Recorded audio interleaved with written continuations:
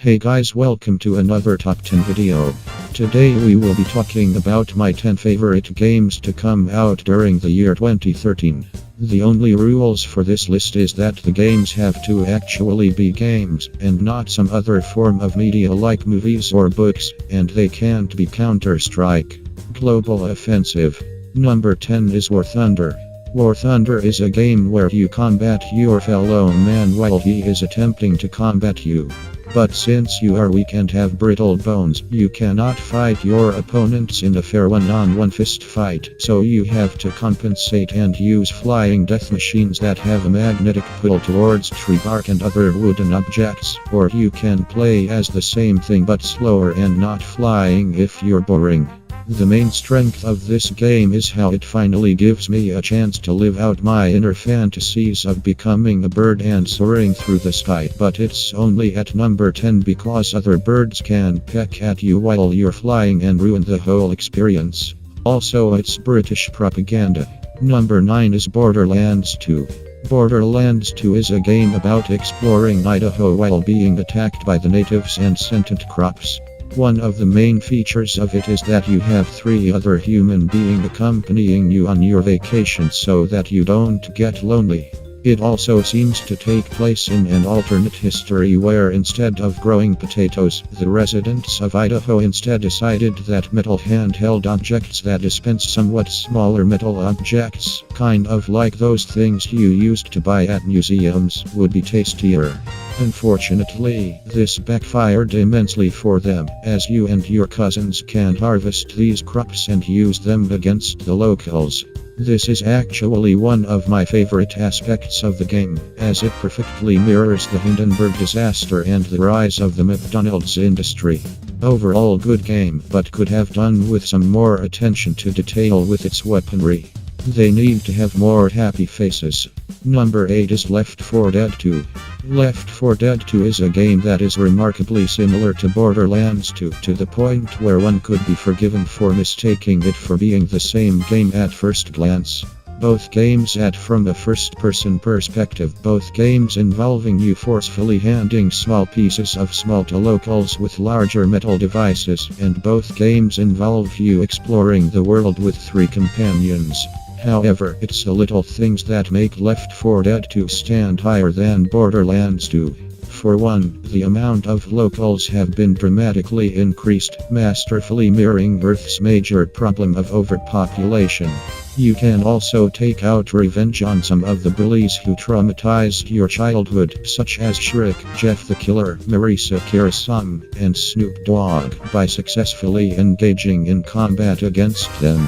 This game also does a much better job discouraging cooperation, as it's very funny to use all the pills and health packs when you're on 70% health, and then do nothing to help your fellow man as he is getting his innards relocated. This is actually a very effective way to form long-lasting relationships with strangers on the internet, as I have learned.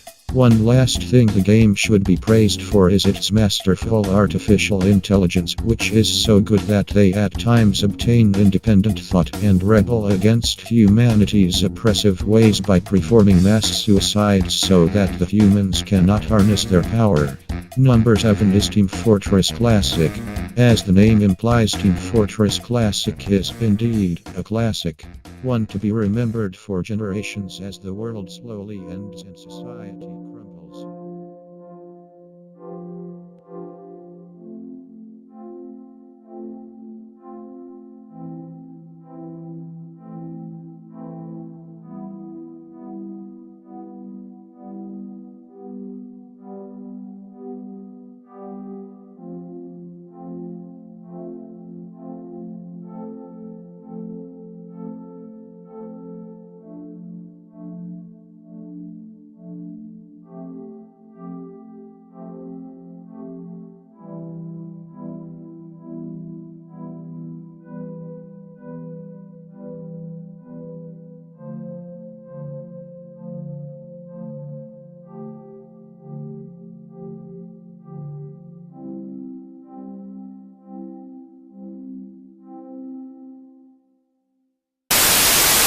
Why do they call it her melancholy?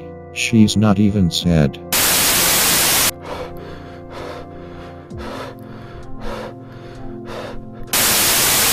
And then you set yourself on fire because you're a goddamn idiot.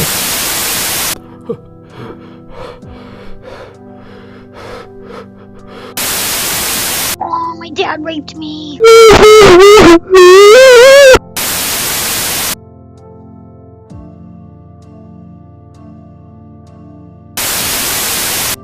You run around the metro trying to save your metro, and you realize everyone hates you, and then you try to kill everything in existence and fail. It's whoa!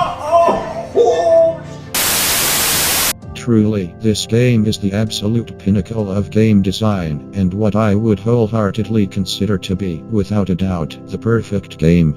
Now, only one question remains: what could possibly beat it as the greatest game of 2013?